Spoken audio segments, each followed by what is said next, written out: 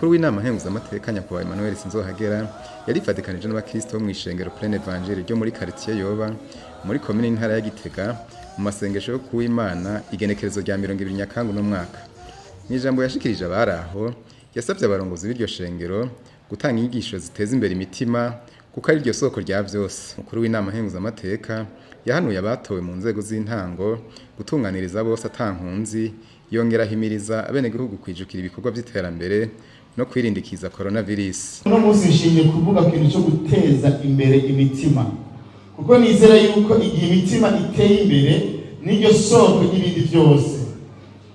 Kanatsinda Yesu yarabivuze ngo mubanze mwitwararike iby'ubwami n'ukugororoka, ibisigaye ni inyongera, iterambere ni inyongera, amahoro ni inyongera, umutekano ni inyongera. Haleluya, ibindi byose ni inyongera. Igihe imitima y'abarundi izotera imbere mu buryo bw'imhemu mu kwegera Imana, kandi aricyo gikorwa abakozi Imana mwahamagariwe, amashengero ahamagariwe guteza imbere imitima y'ubwoko bw'Imana. Imitima niyamara gutera imbere ibindi byose bizokurikira, kuko iyo umutima wamaze gutera imbere uronka amahoro. Umaze kuronka amahoro acaza mu bugingo bwawe, akaza mu muryango wawe, akaza mu kibano, amahoro agakwira ku mutumba, mu quartier, hanyuma amahoro agakwira mu komine, hanyuma amahoro agakwira mu ntara, igihugu cyose kikaba amahoro. Iyo abantu bamaze gutera imbere mu mitima, bahamagarirwa ibikorwa bakabyitabira, bakabikora neza, kuko umutima iyo umaze gutera imbere ukuguruka ukagira umuco, n'ibindi byose birakurikira. Barongozi b'ishengero rya Plein Evangile n'abandi barongozi b'amashengero n'andi madini, turahamagariwe kubaka imitima y'abo turongoye. Tuyubake, tuyiteze imbere, kuko niryo soko y'irindi terambere ryose. Iterambere nyaryo bitangurira ku mutima, hanyuma rigakwira igihugu cyose. Nitwateza imbere imitima y'abo turongoye, bizotuma twubaka igihugu cyatwibarutse. Tuzosengera abarongozi, twitabe ibikorwa byo guteza imbere igihugu cyacu, kubera ko imitima yacu yamaze kubakwa. Tuzoriha amakori, kuko amakori niyo yubaka igihugu. Mu byo twokora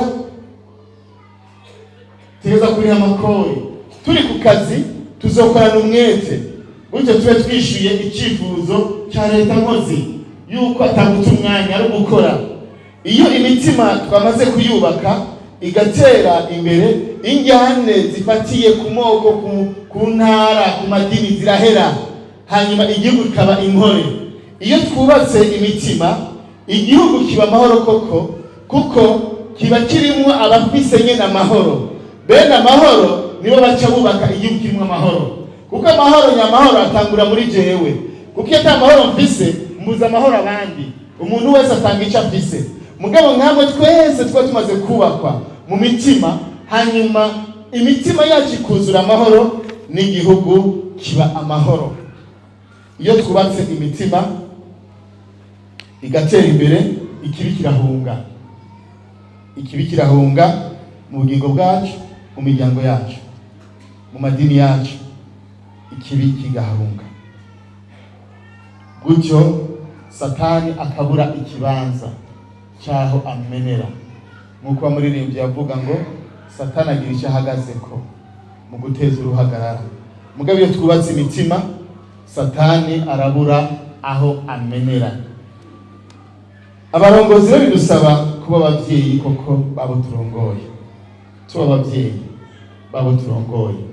Ndakunze kubivuga, abarongozi hambavu yuko turongora ubwoko bw'Imana, iyi ni imitima Imana iba yateretse mu maboko yacu kugira ngo tuyiragire, kugira ngo tuyibungabunge, kandi tukamenya ko umunsi w'izina tuzotanga raporo y'imbere waduhaye umurimo, kiretse niba twarihamagawe.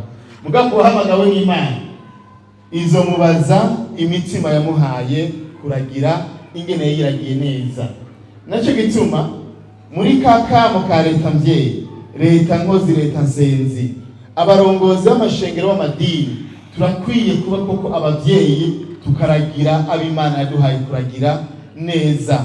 Abana baratandukanye, hariho abasaragurika, hariho abagwaragurika, hariho abateba kumva, hariho ibinebwe, hariho abanyaruka kumva.